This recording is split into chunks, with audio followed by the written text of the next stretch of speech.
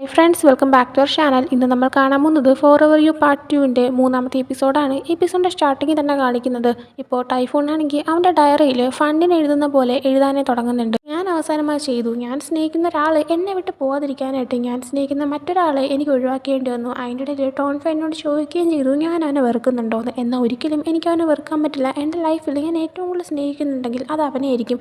എനിക്ക് അവനും ചേച്ചിയും എല്ലാം തന്നെ വളരെ ഇമ്പോർട്ടൻ്റ് ആണ്. എന്നാൽ അതേസമയം എനിക്ക് അച്ഛൻ എൻ്റെ കൂടെ വേണമെന്നുണ്ട്. അതുകൊണ്ടാണ് ഞാൻ അങ്ങനെ ചെയ്തത്. ഇനിയെങ്കിലും അച്ഛൻ എന്നെ കൂടുതൽ സ്നേഹിക്കുമെന്ന് ഞാൻ വിചാരിക്കുന്നു. ഈ ലോകത്ത് ഞാനാണെങ്കിൽ ഒരാളെ ഹേറ്റ് ചെയ്യുന്നുണ്ടെങ്കിൽ അത് എന്നെ തന്നെയാണ്. ഞാൻ എന്നെ തന്നെയാണ് സ്വയം വെറുക്കുന്നത്. അങ്ങനെ ഈ കാര്യങ്ങളെല്ലാം അവനിപ്പോൾ ഒരു ഡയറിയിൽ എഴുതിയിരിക്കുന്നത്. അതിനുശേഷം കാണിക്കുന്നത് അവൻ്റെ കോളേജ് ലൈഫ് സ്റ്റാർട്ടാകുന്നുണ്ട്. സെമസ്റ്റർ സ്റ്റാർട്ടാകുമ്പോഴത്തേക്കും അവൻ കോളേജ് മാറിയിട്ടുണ്ടായിരുന്നില്ല. അതേ സെയിം കോളേജ് തന്നെയാണ് പോകുന്നത്. കോളേജിൽ ചെന്ന ഫസ്റ്റ് ഡേ തന്നെ അവൻ ഈസ്റ്ററിനെ മീറ്റ് ചെയ്യുന്നുണ്ട്. നമ്മൾ ഈസ്റ്ററിൻ്റെയും ഹില്ലിൻ്റെ സ്റ്റോറി കണ്ടപ്പോഴത്തേക്കും അവരുടെ പോയിന്റ് ഓഫ് വ്യൂ ഇന്ന് നമ്മൾ ഓൾറെഡി ഈ ഒരു സീൻ കണ്ടതാണ്. ഈസ്റ്റർ ഫസ്റ്റ് ഡേ പോകുമ്പോഴത്തേക്കും അവിടെ വെച്ച് അവൻ ടൈഫൂണിനെ മീറ്റ് ചെയ്യുന്നത്. അങ്ങനെ ഇപ്പോഴും അതേ സെയിം സീൻ കാണിക്കുമ്പോഴത്തേക്കും അവർ മീറ്റ് ചെയ്യുന്നുണ്ട്, പരസ്പരം സംസാരിച്ച് അപ്പോൾ തന്നെ ഫ്രണ്ട്സ് ആവുന്നുണ്ട്. അതിനുശേഷം അവർ ക്ലാസ്സൊക്കെ കഴിഞ്ഞിട്ട് കുറച്ച് ഡ്രിങ്ക്സ് ഒക്കെ വാങ്ങിച്ച് കഫറ്റേരിയയുടെ ഏരിയയിൽ ഇങ്ങനെ വെയിറ്റ് ചെയ്തിരിക്കുന്നുണ്ട്. ഈസ്റ്ററിനെ നമുക്ക് ഈ സൈഡ് ടേർ എന്നങ്ങ് വിളിക്കാം. ടേറാണെങ്കിൽ അവൻ്റെ റൂംമേറ്റ് നോർത്തിന് വേണ്ടിയിട്ടാണ് വെയിറ്റ് ചെയ്യുന്നത്. ഈ നോർത്ത് എവിടെ പോയിരിക്കുകയാണെന്ന് അവൻ പറയുന്ന സമയത്ത് തന്നെ അങ്ങോട്ടേക്ക് നോർത്ത് ഒരു 1.5 എൻട്രിയും കൊടുത്ത് വരുന്നുണ്ട്. അങ്ങനെ നോർത്ത് വന്നിരിക്കുമ്പോൾ നോർത്തിനും ടൈഫൂണിനെ പരിചയപ്പെടുത്തി കൊടുക്കുന്നുണ്ട്. അങ്ങനെ നോർത്തും ഇവരുടെ ഫ്രണ്ട് ആവുന്നുണ്ട്. പിന്നെ അങ്ങോട്ട് ഫ്രണ്ട്സൊക്കെ ആയിട്ട് കോളേജ് ലൈഫ് നന്നായിട്ട് തന്നെയാണ് മുന്നോട്ട് പോകുന്നത്. Typhoon പറയുന്നതായിട്ടൊരു voice ഓവറിങ് കേൾപ്പിക്കുന്നുണ്ട്. എൻ്റെ കോളേജ് ലൈഫിൽ ഇങ്ങനൊരു നല്ല ഫ്രണ്ട്സിനെയൊന്നും കിട്ടുമെന്ന് ഞാൻ ഒട്ടും എക്സ്പെക്ട് ചെയ്തില്ല. ഞാൻ വിചാരിച്ച പോലെയൊന്നുമല്ല, മോശമല്ലാതെ തന്നെ എൻ്റെ കോളേജ് ലൈഫ് മുന്നോട്ട് പോകുന്നുണ്ടെന്ന്. സീസൺ 1 കണ്ടപ്പോൾ ഈ ഒരു ടൈം ലൈനിലൊക്കെ ആയിരുന്നു ഈസ്റ്ററും ഹില്ലും തമ്മിൽ സെറ്റാവുന്നതിൻ്റെ കാര്യങ്ങളെല്ലാം തന്നെ നടന്നുകൊണ്ടിരുന്നത്. അവർ രണ്ടുപേരും സെറ്റായി കഴിഞ്ഞപ്പോഴത്തേക്കും ഒരു ദിവസം ഈസ്റ്റർ ആണെങ്കിൽ അവൻ്റെ ഒരു വർക്ക് ഇരിക്കുന്ന സമയത്ത് അവനുള്ള സ്ഥലത്തേക്ക് ടൈഫൂണിനെയും പിന്നെ അവൻ്റെ കൂടെ തന്നെ ക്ലാസ്മേറ്റ് ആയിട്ടുള്ള ഫോം എന്ന് പറഞ്ഞ പയ്യനെയും വിളിച്ചിട്ടുണ്ടായിരുന്നു. എന്നാൽ അവർ അങ്ങോട്ടേക്ക് വരുന്ന സമയത്ത് അവർക്ക് വഴിതെറ്റി പോയിട്ടുണ്ടായിരുന്നു. ഈ ഒരു കാര്യമെല്ലാം തന്നെ ഹില്ലിനോട് പറയുമ്പോൾ ഇത് കേട്ടോണ്ടിരുന്ന ടോൺഫ താൻ പോയി അവൻ്റെ ഫ്രണ്ട്സിനെ വിളിച്ചുകൊണ്ട് വരാമെന്ന് പറഞ്ഞ് പോയിട്ടുണ്ടായിരുന്നു. ആ സീനാണ് നമ്മളിപ്പോൾ കാണിക്കുന്നത്. ഈ ഒരു സീനിലാണ് വീണ്ടും ടോൺഫയും ടൈഫൂണും ആദ്യമായിട്ട് അവരടിക്ക് ശേഷം വീണ്ടും കണ്ടുമുട്ടുന്നത്. സീസൺ 1 നടന്ന ആ ഒരു കാര്യങ്ങളൊന്നും തന്നെ നമ്മൾ കാണിക്കുന്നില്ല. പക്ഷേ ഇത് വെച്ച് കാണുമ്പോഴത്തേക്കും അതുമായിട്ട് കമ്പയർ ചെയ്യുന്ന സമയത്ത് നമുക്ക് പല കാര്യങ്ങളും മനസ്സിലാക്കാനേ പറ്റുന്നുണ്ട്. അങ്ങനെ ഇവർ മീറ്റ് ചെയ്ത് കഴിയുമ്പോഴായാൽ പോലും പിന്നീട് നമ്മൾ സീസൺ 1 കണ്ടതുപോലെ തന്നെ ടൈഫൂൺ ആണെങ്കിൽ ടോൺഫൈനെ കണ്ടാലും മൈൻഡ് ചെയ്യത്തൊന്നുമില്ലായിരുന്നു. പല സീൻസ് കണ്ടതിലും ടൈഫൂൺ ടോൺഫൈനെ അവോയ്ഡ് ചെയ്തങ്ങ് പോകാറുണ്ടായിരുന്നു. ടോൺഫൈൻ അത് ശ്രദ്ധിക്കുന്നുണ്ടായിരുന്നു. ആ ഒരു ഇൻസിഡൻസ് തന്നെ റിപ്പീറ്റായി നടക്കുന്നുണ്ട്. എപ്പോഴെല്ലാം തന്നെ ടേറിൻ്റെ കൂടെ ആയാലും അതല്ലെങ്കിൽ തന്നെ നോർത്തിൻ്റെ കൂടെ ആയാലും ജോഹാനെയോ ഹില്ലിനെയോ ഒക്കെ കാണാനായിട്ട് വരുന്ന സമയത്ത് അവിടെ വെച്ചിട്ട് ടോൺഫൈനൊക്കെ തന്നെ ടൈഫൂൺ കാണാറുണ്ട്. എന്നാൽ മൈൻഡില്ലാത്ത പോലെ പോകാറുണ്ട്. ടോൺഫൈം ഇതെപ്പോഴും ശ്രദ്ധിക്കുന്നൊരു കാര്യമാണ്. ഇതിങ്ങനെ റിപ്പീറ്റായിട്ട് തന്നെ നടക്കുന്നുമുണ്ട്. അതിനുശേഷം പിന്നീട് ഒരു ദിവസം ക്ലാസ് കഴിഞ്ഞിട്ട് ഇവരാണെങ്കിൽ എല്ലാവരും പഠിക്കാനായിട്ട് പോയിരിക്കുന്ന ഒരു കഫേയിൽ. അതിന് മുന്നേ തന്നെ ഞാനൊന്ന് പോയി ഹില്ലിനെയൊക്കെ കണ്ട് വിളിച്ചുകൊണ്ട് വരാമെന്നൊക്കെ ടേറ് പറയുന്നുണ്ട്. പഠിക്കാനായിട്ട് നീയും വരാനൊക്കെ പറഞ്ഞിട്ട് നമ്മുടെ ടൈഫൂണിനെയും വിളിക്കുന്നുണ്ട്, ഇവരെ ക്ലാസ്മേറ്റ് ആയിട്ടുള്ള ഫോമിനെയും വിളിക്കുന്നുണ്ട്. എന്നാൽ ഫോം തൻ്റെ ഗേൾ ഫ്രണ്ടിനെ കാണാൻ പോകണമെന്ന് പറഞ്ഞിട്ട് ഒഴുകി മാറുന്നുണ്ട്. അങ്ങനെ ഇവർ നേരെ പോകുന്നുണ്ട്.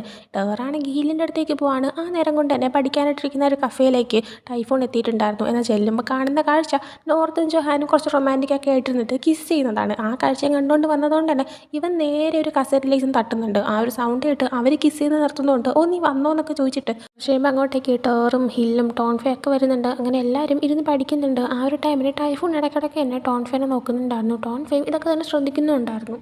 നന്നായിട്ട് ടൈഫൂൺ അവൻ്റെ ഡോമി ഇരിക്കുന്ന സമയത്ത് അവൻ്റെ ആൻറ്റി അവനെ കോൾ ചെയ്യുന്നുണ്ട്. കോൾ ചെയ്തിട്ട് നീ ഇങ്ങോട്ടേക്ക് വന്നിട്ടൊക്കെ എത്ര ദിവസമായി, നിനക്ക് സുഖമാണെന്നൊക്കെ ചോദിച്ച് സംസാരിക്കുന്നുണ്ട്. ആ സമയം അതെ ആൻറ്റി, എനിക്കാണെങ്കിൽ തിരക്കായി പോയി, അതാണ് വരാൻ പറ്റാത്ത, സോറി എന്നൊക്കെ പറയുമ്പോൾ നിൻ്റെ ആ ഒരു വീടാണെങ്കിൽ അത് സെല്ലായി പോയിട്ടുണ്ട്. അച്ഛനാണെങ്കിൽ സാധനങ്ങളെല്ലാം എടുക്കാൻ വന്നു, പക്ഷേ കുറേ സാധനങ്ങൾ ബാക്കി ഇരിപ്പുണ്ട്, എനിക്കതൊന്നും കളയാനായിട്ട് തോന്നില്ല, നീ വേണമെങ്കിൽ വന്ന് എടുക്കാനേ പറയുന്നുണ്ട്. ടൈഫൂൺ അപ്പോൾ ആൻറ്റി ഞാൻ ഉടനെ തന്നെ വന്നോളാമെന്ന് പറഞ്ഞ് കോൾ കെട്ടിയുന്നുണ്ട്. ടൈഫൂൺ പിന്നീട് അവൻ്റെ സ്ഥലത്തേക്ക് എത്തുമ്പോൾ ആൻറ്റി തന്നെയാണ് അവനെ വന്ന് പിക്ക് ചെയ്ത് വീട്ടിലേക്ക് കൊണ്ടുപോകുന്നത്. പോകുന്ന സമയത്ത് ആൻറ്റിയുടെ അടുത്ത് വിശേഷമൊക്കെ ചോദിക്കുന്നുണ്ട്. ആൻറ്റി അവനോട് നമുക്കാണെങ്കിൽ വീട്ടിലേക്ക് പോകുന്നതിന് മുമ്പ് നിൻ്റെ ചേച്ചീനെ ഒന്ന് പോയി കണ്ടാലോ എന്ന് ഇങ്ങനെ ചോദിക്കുന്നുണ്ട്. ടൈഫൂൺ ഓക്കെ പറയുന്നുണ്ട്. അങ്ങനെ അവർ രണ്ടിനും നേരെ ഫണ്ടിൻ്റെ ഫോട്ടോയൊക്കെ ഉള്ള ആ ഒരു സ്ഥലത്തേക്ക് പ്രാർത്ഥിക്കാനായിട്ട് പോകുന്നുണ്ട്. അവിടെ ചെല്ലുന്നുണ്ട്. ഫണ്ടിൻ്റെ ഫോട്ടോയുടെ മുന്നിൽ രണ്ടുപേരും പൂക്കളൊക്കെ വെച്ചിട്ട് പ്രാർത്ഥിക്കുന്നുണ്ടെങ്കിൽ അതിന് ഒരുപാട് മിസ് ചെയ്യുന്നുണ്ട്, നിന്നെ ഡെയിലി വന്ന് കാണുമായിരുന്നു, ഇപ്പോൾ എനിക്ക് പറ്റാത്തതുകൊണ്ടാണ് നിന്നോട് ക്ഷമിക്കണമെന്നൊക്കെ പറഞ്ഞിട്ട് ടൈഫൂൺ കുറച്ച് നേരം ഇരുന്ന് സംസാരിക്കുന്നുണ്ട്. ആൻറ്റി ആയപ്പോലും ഞാൻ നിന്നെ ഒരുപാട് മിസ് ചെയ്യുന്നുണ്ട് മോളെ എന്നൊക്കെ പറഞ്ഞ് സംസാരിക്കുകയാണ്. അതിനുശേഷം ആൻറ്റി അവനെ കൊണ്ട് നേരെ വീട്ടിലേക്ക് വരുന്നുണ്ട്.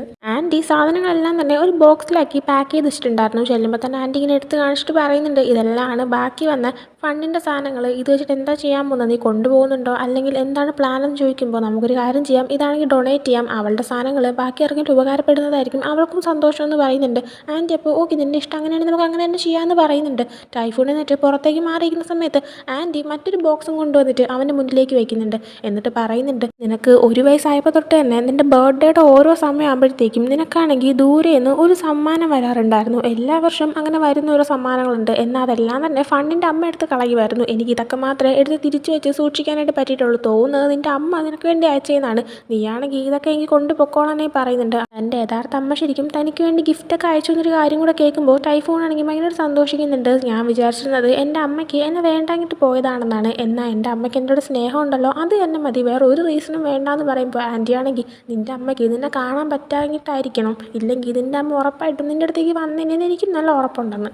അതിനുശേഷം ടൈഫൂൺ തിരിച്ച് വീട്ടിലേക്ക് എത്തിക്കഴിയുമ്പോൾ ആ ഒരു ഗിഫ്റ്റെല്ലാം അവൻ കൊണ്ടുവന്നിട്ടുണ്ടായിരുന്നു. ആ ഒരു ഗിഫ്റ്റെല്ലാം തന്നെ അവനിങ്ങനെ റൂമിലിങ്ങനെ എടുത്ത് വയ്ക്കുന്നുണ്ട്. ആ സമയം തന്നെ അവനെ ടേറ് കോൾ ചെയ്യുകയാണ്. ടേറ് കോൾ ചെയ്ത് പറയുന്നുണ്ട്, ഞാനാണെങ്കിൽ ഇന്ന് ഫുഡ് കഴിക്കാനൊക്കെ പോകുന്നുണ്ട്, ഹില്ലും അവൻ്റെ ഫ്രണ്ട്സ് എല്ലാവരും വരുന്നുണ്ട്, നീ വരുന്നുണ്ടോയെന്ന്. ആ സമയം എന്താ ഒക്കേഷൻ എന്ന് ചോദിക്കുന്നുണ്ട്. പ്രത്യേകിച്ചൊന്നുമില്ല, എല്ലാവർക്കും കഴിക്കണമെന്ന് തോന്നി അതുകൊണ്ട് പോകുന്നുണ്ട്, നീയും വരാനേ പറയുമ്പോൾ ഹില്ലിൻ്റെ ഫ്രണ്ട്സും ഉണ്ടെന്ന് കേട്ടോണ്ട് തന്നെ ടോൺ ഫെയിം എന്തായാലും ഉണ്ടെന്ന് ഇവന് മനസ്സിലാക്കാനേ പറ്റുന്നുണ്ട്. അതുകൊണ്ട് തന്നെ ഒന്ന് മടിച്ച് നിൽക്കുകയാണ്. എന്നാലും ഓക്കെ ഞാൻ വരാമെന്നവൻ പറയുന്നുണ്ട്. അതേസമയം ടോൺ ഫെയിനെ കാണിക്കുകയാണെങ്കിൽ താൻ വന്നു കഴിഞ്ഞാൽ ടൈഫൂണിന് അത് അൺകംഫർട്ടബിൾ ആകുമെന്ന് അവൻ അറിയാമെന്നുള്ളതുകൊണ്ട് തന്നെ അവൻ ഹില്ലിനോട് ഞാൻ വരുന്നില്ല, നിങ്ങൾ പൊക്കോളാനേ പറയുന്നുണ്ട്. എന്നാൽ ഹില്ല് ഫോണിൽ കൂടെ എന്ത് പറ്റി ടൈഫൂൺ കാരണമാണെന്ന് നോക്കുമ്പോൾ അത് തന്നെ ഞാൻ വന്നാൽ ചിലപ്പോൾ അവൻ ഓക്കെ ആയിരിക്കത്തില്ല, അവൻ ഇത്തിരി കംഫർട്ടബിളായിട്ട് ഇരുന്നോട്ടെ എന്ന് പറയുമ്പോൾ ഹില്ല് എൻ്റെ ഒരു ഇതിൽ നിങ്ങളുടെ സംസാരിച്ച് കാര്യങ്ങളൊന്ന് സോൾവ് ചെയ്യുന്നതാണ് നല്ലത്, ഇങ്ങനെ തന്നെ മുന്നോട്ട് പോയാൽ ശരിയാവുന്നില്ല എന്നും പറയുന്നുണ്ട്. ടോൺ ഫേ അപ്പോൾ ഓക്കെ ശരി എന്ന് പറഞ്ഞിട്ട് കോൾ കട്ട് ചെയ്യുകയാണ്.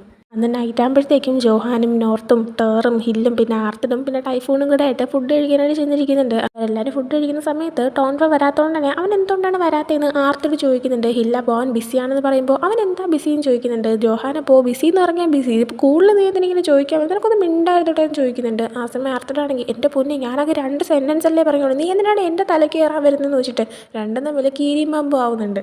ഇതെല്ലാം കേട്ടും ചിരിച്ചും ബാക്കിയുള്ള ഇരിക്കുന്ന സമയത്താണ് കറക്റ്റ് അങ്ങോട്ടേക്ക് ടോൺഫ വരുന്നത്. അവനെ കാണുന്നത് നീ വന്നോ എന്നിങ്ങനെ ജോഹാൻ ചോദിക്കുന്നുണ്ട്. ആ സമയം ടൈഫൂണും തിരിഞ്ഞ് നോക്കുകയും ടോൺഫേനെ കാണുകയും ചെയ്യുന്നു. ടോൺഫെ അപ്പോൾ വരുന്നതാണ് നല്ലതെന്ന് എനിക്ക് തോന്നിയെന്ന് പറയുന്നുണ്ട്. അതേസമയം തന്നെ ടൈഫൂണിൻ്റെ നേർക്കിരുന്നത് ആർത്തിടായിരുന്നു. അവിടെ ടോൺഫയ്ക്ക് ഇരിക്കണം എന്നുള്ളതുകൊണ്ട് തന്നെ ആർത്തിനോട് എഴുന്നേറ്റ് മാറി ജോഹാൻ്റെ അടുത്ത് പോയി ഇരിക്കാൻ പറഞ്ഞിട്ട് അവനെ എഴുപ്പിച്ച് വിടുന്നുണ്ട്.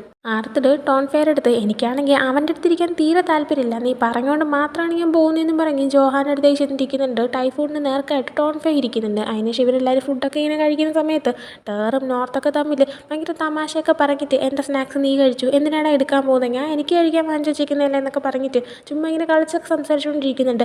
അതൊക്കെ ഇങ്ങനെ ശ്രദ്ധിക്കുന്ന ടൈമിൽ ടൈഫൂണിൻ്റെ പ്ലേറ്റിലേക്ക് ഇനി കഴിക്കാനായിട്ട് ടോൺഫേ ആണെങ്കിൽ പ്രോൺസ് എല്ലാം തന്നെ പീൽ ചെയ്ത് വെച്ച് കൊടുക്കുന്നുണ്ടായിരുന്നു. അത് മാത്രമല്ല അവൻ്റെ അടുത്ത് സുഖമാണോ, നമ്മളിപ്പോൾ സംസാരിച്ച് കുറേ നാളായല്ലോ എന്നൊക്കെ പറഞ്ഞിട്ട് ജസ്റ്റ് ചെറിയൊരു കോൺവെർസേഷൻ എല്ലാം തന്നെ ടോൺഫേ സ്റ്റാർട്ട് ചെയ്തൊക്കെ വെക്കുന്നുണ്ട്. അതിനുശേഷം ഫുഡെല്ലാം കഴിച്ച് കഴിഞ്ഞ് പുറത്തേക്ക് ഇറങ്ങുന്ന സമയത്ത് ടേറും നോർത്തും കൂടെ ആയിട്ട് എന്തോ ടോൺഫേയും ടൈഫൂണും തമ്മിൽ നടക്കുന്നുണ്ടെന്ന് മനസ്സിലാക്കിയിട്ടുണ്ടായിരുന്നു. അതുകൊണ്ട് തന്നെ ടൈഫൂണിനോട് ഞങ്ങൾക്കൊരു കാര്യം ചോദിക്കാനുണ്ടായിരുന്നു, നിങ്ങളുടെ ഇടയിൽ എന്തെങ്കിലും സംഭവം ഉണ്ടോ എന്നിങ്ങനെ ചോദിക്കുന്നുണ്ട്. ടൈഫൂൺ അപ്പോൾ അതൊക്കെയുണ്ട്, ആക്ച്വലി ഒരു വലിയ സ്റ്റോറിയാണ്, നിങ്ങൾക്ക് കേൾക്കാൻ താല്പര്യമുണ്ടോ എന്ന് ചോദിക്കുമ്പോൾ ടേറാണെങ്കിൽ എനിക്ക് കേൾക്കണം ഒന്ന് പറയാനായിട്ട് പറയുന്നുണ്ട്. എന്നാൽ അപ്പം തന്നെ അവരുടെ അടുത്തേക്ക് ഹില്ലും ജോഹാനൊക്കെ എത്തിയിട്ടുണ്ടായിരുന്നു. ഹില്ല് വന്നിട്ട് എന്താ സംഭവം എന്നൊക്കെ ചോദിക്കുമ്പോൾ ടേർ ഒന്നുമില്ല എന്നൊക്കെ പറയുന്നുണ്ട്. ഹില്ലായി നമുക്ക് പോയാലോ എന്നൊക്കെ ചോദിച്ചിട്ട് ടേറിനെ വിളിച്ചുകൊണ്ട് പോകുന്നുണ്ട്. അത് മാത്രമല്ല നോർത്തിനോടും ജോഹാനല്ല എന്താ സംസാരിച്ചുകൊണ്ടിരുന്നതെന്നൊക്കെ ചോദിക്കുമ്പോൾ ഒന്നുമില്ല പറയത്തില്ല സീക്രട്ട് ആണെന്നൊക്കെ അവൻ പറയുന്നുണ്ട്. അങ്ങനെ ജോഹാനും നോർത്തിനെയും കൊണ്ട് പോകുന്നുണ്ട്. പിന്നെ അവിടെ നിന്ന് അവർ പുറകെ ആർത്തിടും പോകുന്നുണ്ട്, ടോൺഫേയും പോകുന്നതിന് മുമ്പ് ടോൺഫേയും ടൈഫൂണൊക്കെ ഒന്ന് പരസ്പരം നോക്കുന്നുണ്ട്.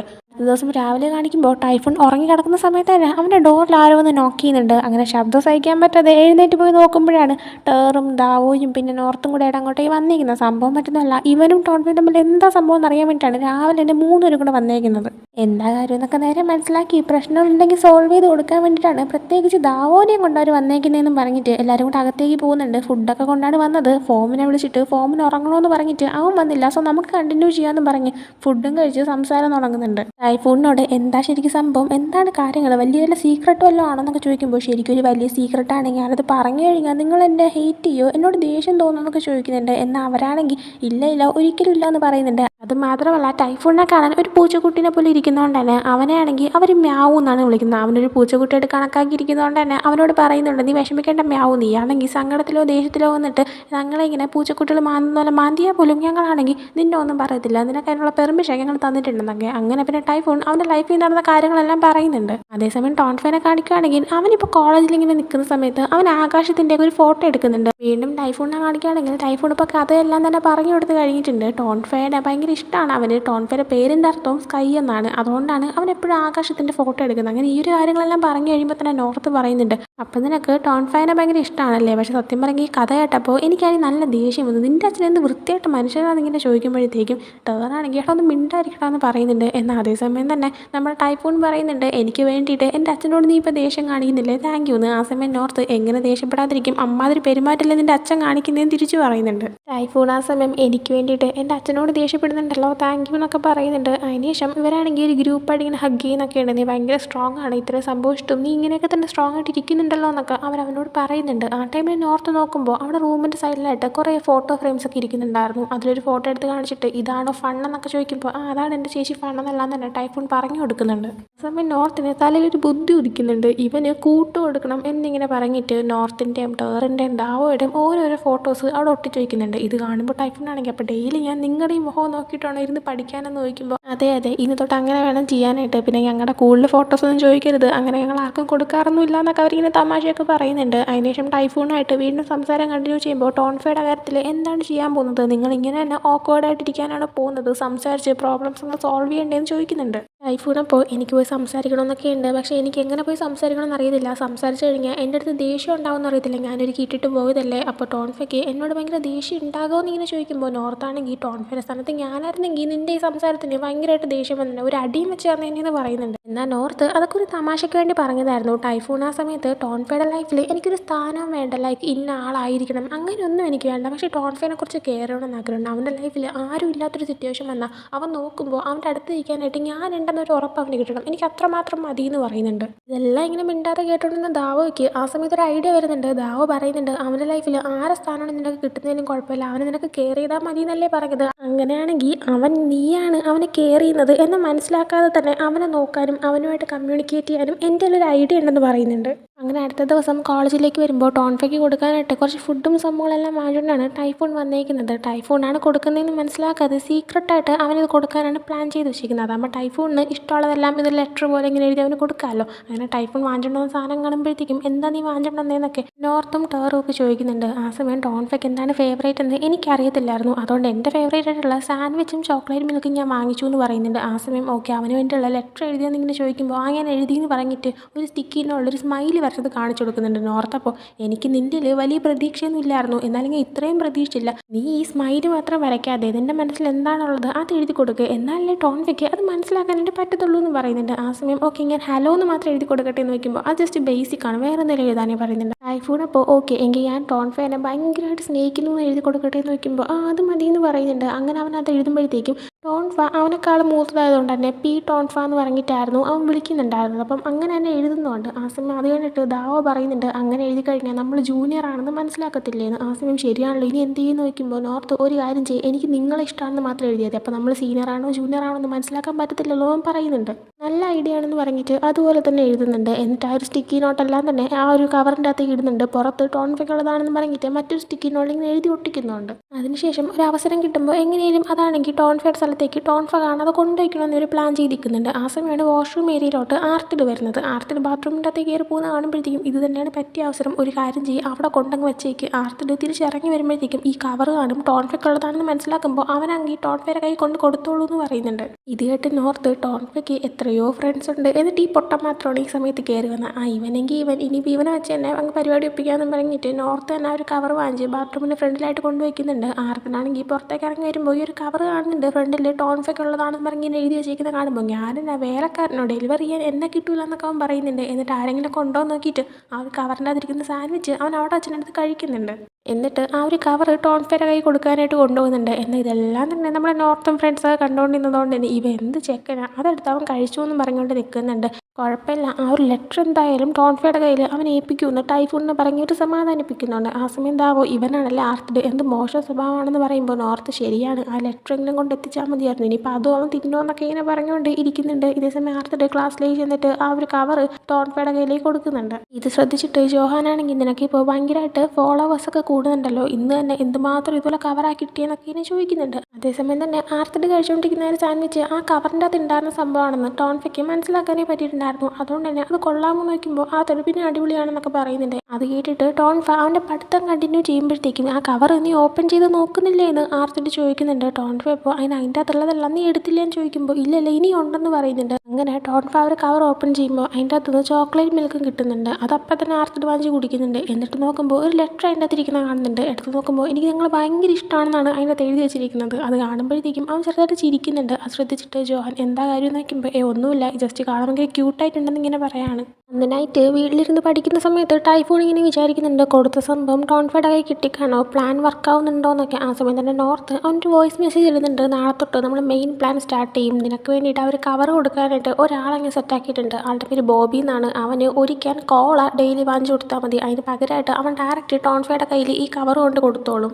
അങ്ങനെ ആരാണ് ശരിക്കും ടോൺഫയ്ക്ക് കവർ കൊടുക്കുന്നതെന്ന് ടോൺഫയെ കണ്ടുപിടിക്കാനും പറ്റില്ല, നിനക്ക് പക്ഷേ ഡെയിലി കൊടുക്കാനും പറ്റുമെന്ന് പറയുന്നുണ്ട്. ആ സമയം ടൈഫൂൺ ആ ഓക്കെ എന്നൊക്കെ തിരിച്ച് റിപ്ലൈ കൊടുക്കുന്നുണ്ട്. അതിനുശേഷം അടുത്ത ദിവസം നോർത്തിൻ്റെ കൂടെ തന്നെ ടോൺഫയ്ക്ക് കൊടുക്കാനായിട്ട് ചോക്ലേറ്റ് മിൽക്കും സാൻഡ്വിച്ചും വാങ്ങാനായിട്ട് ടൈഫൂൺ പോകുന്നുണ്ട്. അതിൻ്റെ കൂടെ ബോബിക്ക് കൊടുക്കാനായിട്ട് ഒരിക്കൽ കോളയും കൂടെ വാങ്ങാനായി നോർത്ത് പറയുന്നുണ്ട്. ആ സമയം പെട്ടെന്ന് ബോബി ആരാന്ന് നോക്കുമ്പോൾ ഞാൻ ഇന്നലെ മെസ്സേജ് പറഞ്ഞില്ലേ, എൻ്റെ കസിനായിട്ടുള്ളൊരു ഫ്രണ്ടാണ്, അവനാണ് നിനക്ക് എൻ്റെ കവർ കൊടുക്കാൻ പോകുന്നതെന്നൊക്കെ പറയുന്നുണ്ട്. പിന്നെ ടോൺഫയ്ക്ക് കൊടുക്കാനായിട്ട് ലെറ്റർ എഴുതിയെന്നൊക്കെ ചോദിക്കുമ്പോൾ ഇല്ല എഴുതാൻ പോകുന്നേ ഉള്ളൂ, എന്താ എഴുതേണ്ടതെന്ന് എനിക്ക് അറിയത്തില്ല എന്നൊക്കെ അവൻ പറയുന്നുണ്ട്. അതിൻ്റെ ഇടയിൽ തന്നെ നോർത്തിന് സ്നാക്സ് വേണമെന്നുള്ളതുകൊണ്ട് അതും ടൈഫൂണിനെ കൊണ്ട് വാങ്ങിപ്പിക്കാനായിട്ട് ശ്രമിക്കുന്നുണ്ട്. എന്നാൽ ടൈഫൂണിന് കാര്യം മനസ്സിലായത് തന്നെ അതങ്ങോട്ട് ഏൽക്കുന്നില്ല.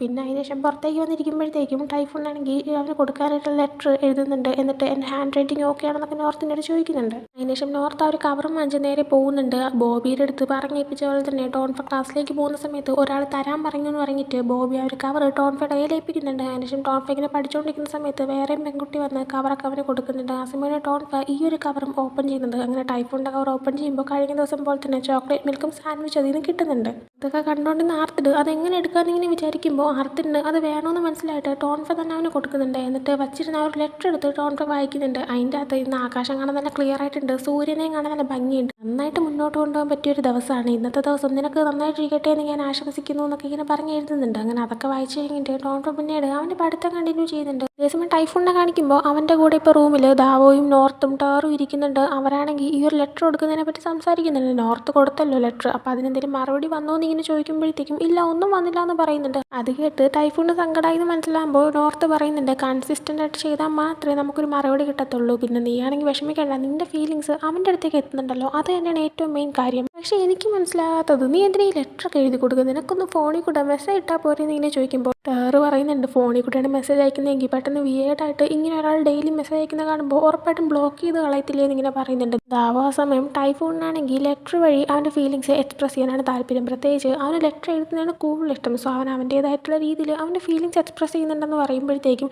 നോർത്തിനോട് ടൈഫൂൺ ചോദിക്കുന്നുണ്ട് നിനക്ക് ജോഹാനെ ഇഷ്ടപ്പെട്ടപ്പോൾ നീ ജോഹാനോട് അതെങ്ങനെ തുറന്നു പറഞ്ഞത്. ആ സമയം എനിക്ക് ഇഷ്ടമാണെന്ന് മനസ്സിലായപ്പോൾ തന്നെ ഞാൻ ഡയറക്റ്റായിട്ട് ജോഹാനോട് കാര്യം തുറന്ന് പറഞ്ഞിട്ടുണ്ടായിരുന്നു, നീയും അതുപോലെ പറയണമെന്ന് ഞാൻ ആവശ്യപ്പെടുന്നില്ല, ഓരോരുത്തരും അവരുടെ ഫീലിങ്സ് എക്സ്പ്രസ് ചെയ്യുന്നത് ഡിഫറെൻ്റ് ആയിട്ടുള്ള രീതിയിലാണ്. പക്ഷേ എനിക്കൊരു കാര്യം മാത്രമേ പറയാനുള്ളൂ, എന്തിലാകുമ്പോഴത്തേക്കും നീ തന്നെയാണ് അവനെ സ്നേഹിക്കുന്നതും അവനെ സ്നേഹിക്കാനായിട്ട് ഇവിടെയുള്ള നീയാണെന്നും അവന് നീ മനസ്സിലാക്കി കൊടുക്കണം, അത്രേ ഉള്ളൂ എന്ന് പറയുന്നുണ്ട്. ആ സമയം ആവുകയും നിന്നെക്കൊണ്ട് പറ്റും എന്നൊക്കെ തന്നെ പറയുന്നുണ്ട്. ടൈഫൂൺ അവൻ മനസ്സിൽ വിചാരിക്കുന്നുണ്ട് സത്യം പറഞ്ഞാൽ ഫ്രണ്ട്സ് ഉള്ളതുകൊണ്ട് എനിക്ക് ഈസി ആയിട്ട് ഈ കാര്യങ്ങളെല്ലാം മുന്നോട്ട് കൊണ്ടുപോകാൻ പറ്റുന്നുണ്ട്, അധികം ബുദ്ധിമുട്ടോ പ്രശ്നങ്ങളോ ഒന്നും ഇല്ലാതെ. അന്ന് നൈറ്റ് ഫ്രണ്ട്സ് എല്ലാം പോയി കഴിയുമ്പോൾ തന്നെ ടൈഫൂൺ ആണെങ്കിൽ അവൻ്റെ ചേച്ചി ഫണ്ണിൻ്റെ ഡയറിയിൽ എഴുതുന്ന പോലെ തന്നെ ഇപ്പം അവൻ ചെയ്തുകൊണ്ടിരിക്കുന്ന കാര്യങ്ങളെല്ലാം തന്നെ എഴുതുന്നുണ്ട്. അതിൻ്റെ ഫ്രണ്ട്സ് ഉള്ളതുകൊണ്ടാണ് തനിക്ക് ഇങ്ങനെ ചെയ്യാൻ പറ്റുന്നതെന്ന്, മുമ്പത്തെ പോലെ അല്ല തനിക്ക് തൻ്റെ ഫീലിങ്സ് ഇപ്പോൾ നന്നായി എക്സ്പ്രസ് ചെയ്യാൻ പറ്റുന്നുണ്ടെന്നും, അതുകൊണ്ടാണ് ടോൺഫയോട് തനിക്കുള്ള ഇഷ്ടം താൻ ഈ ഒരു രീതിയിൽ കാണിക്കുന്നത്, ഇല്ലെങ്കിൽ ഒരിക്കലും തന്നെ ടോൺഫയോട് താൻ ഇങ്ങനെയൊന്നും പറയാനായിട്ട് പോകത്തേ ഇല്ലായിരുന്നു എന്നെല്ലാം തന്നെ അവൻ എഴുതുന്നുണ്ട്. അടുത്ത ദിവസവും ചോക്ലേറ്റ് മിൽക്കും സാൻഡ്വിച്ച് എല്ലാം തന്നെ വാങ്ങിച്ച് നോർത്തിൻ്റെ കൈ കൊടുത്തു വിടുന്നുണ്ട്. അത് നോർത്ത് ബോബീനെ കൊണ്ട് ടോൺഫയുടെ കൈ കൊടുത്തു വിടുന്നുണ്ട്. ക്ലാസ്സിലെത്തി കഴിയുമ്പോൾ ടൈഫൂൺ അന്ന് കൊടുത്ത ആ ഒരു ലെറ്ററിൽ എന്താണ് എഴുതിയിരിക്കുന്നതെന്നെല്ലാം തന്നെ ടോൺഫ വായിച്ച് നോക്കുന്നുണ്ട്. എന്നാൽ എന്താണ് സംഭവം എന്നൊന്നും നമ്മളെ കാണിക്കുന്നില്ല. ടോൺഫയുടെ അടുത്ത് നിന്ന് ഈ ഒരു ലെറ്ററിനെല്ലാം ഏതെങ്കിലും ഒരു ദിവസം ഒരു റിപ്ലൈ വരും എന്നുള്ള ചിന്തയിൽ തന്നെയാണ് ഇവരിയ്ക്കുന്നത്. എന്നാൽ ഈ ഒരു ദിവസവും റിപ്ലൈ വന്നിട്ടില്ല. അതുകൊണ്ട് തന്നെ നോർത്തും ടാറും ദാവോയും കൂടെ ഇടാവുന്ന കുഴപ്പമില്ലെന്നേ, അവൻ എന്തായാലും നിനക്കാണെങ്കിൽ റിപ്ലൈ തന്നിരിക്കും, നീ നീ വിഷമിക്കാതെ, ഒരുപാട് പേര് അവൻ അതുപോലെ ലെറ്റർ കൊടുക്കുന്നില്ലേ എന്നിങ്ങനെ പറയുന്നുണ്ട്.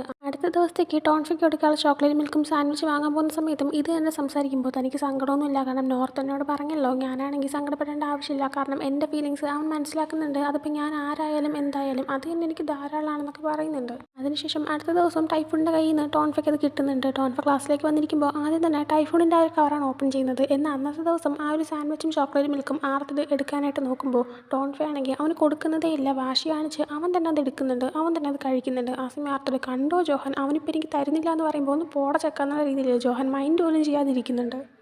എന്നിട്ട് ടൈഫൂൺ എഴുതിയ ഒരു ലെറ്ററൊക്കെ എടുത്ത് വായിക്കുന്നുണ്ട്. അതിൻ്റെ അകത്ത് അവൻ എഴുതിയിരുന്നത്, ഞാൻ എന്തിനാണ് എപ്പോഴും ഈ ചോക്ലേറ്റ് മിൽക്കും സാൻഡ്വിച്ചും വാങ്ങിച്ചിരുന്നതെന്നറിയോ, കാരണം ഇത് നല്ല ടേസ്റ്റുള്ളൊരു കാര്യമാണ്, അതുകൊണ്ടാണെന്നൊക്കെ എന്നെ പറഞ്ഞിട്ടുണ്ട്. അന്നത്തെ ദിവസം ടൈഫൂണിന് ടോൺഫയുടെ കയ്യിൽ നിന്ന് തിരിച്ചൊരു റിപ്ലൈ വന്നിട്ടുണ്ടായിരുന്നു. അതാണെങ്കിൽ നോർത്തിൻ്റെ കയ്യിൽ ബോബി കൊണ്ട് ഏൽപ്പിച്ചിട്ടുണ്ടായിരുന്നു. അങ്ങനെ ടൈഫൂൺ വരുന്നതും നോർത്താണെങ്കിൽ ഇത് എന്നൊക്കെ റിപ്ലൈ വന്നു എന്നൊക്കെ പറഞ്ഞിട്ട് ഒരു കവർ കൊടുക്കുന്നുണ്ട്. അതിൻ്റെ അകത്ത് ടോൺഫ ആണെങ്കിൽ ചോക്ലേറ്റ് മിൽക്കും സാൻഡ്വിച്ചും അടിപൊളിയായിരുന്നു എന്നൊക്കെ പറഞ്ഞിട്ട് അവനും അതേ ഒരു സെയിം സാധനം വാങ്ങിച്ചു കൊടുത്തായിരുന്നു കവറിൽ വെച്ചിട്ടുണ്ടായിരുന്നത്. അങ്ങനെ എഴുതിയൊരു സ്റ്റിക്കി നോട്ട് വെച്ചിട്ടുണ്ടായിരുന്നത്. അത് കാണുമ്പോൾ ടൈഫൂൺ ചെറുതായിട്ട് ചിരിക്കുന്നുണ്ട്, ബ്ലഷ് ആവുന്നുണ്ട്. നോർത്തും അപ്പോൾ ഞാനെല്ലാം കാണുന്നുണ്ടെന്നൊക്കെ പറയുന്നുണ്ട്. അതും കാണിച്ചിട്ടാണ് ഈ ഒരു എപ്പിസോഡ് ഇവിടെ എൻഡ് ആവുന്നത്. സോ ഈ എപ്പിസോഡ് നിങ്ങൾക്ക് ഇഷ്ടപ്പെട്ടിട്ടുണ്ടെങ്കിൽ ലൈക്ക് ചെയ്യുക, ഷെയർ, സബ്സ്ക്രൈബ് ചെയ്യുക. പുതിയ വീഡിയോ വരുന്നത് വരെ ബൈ.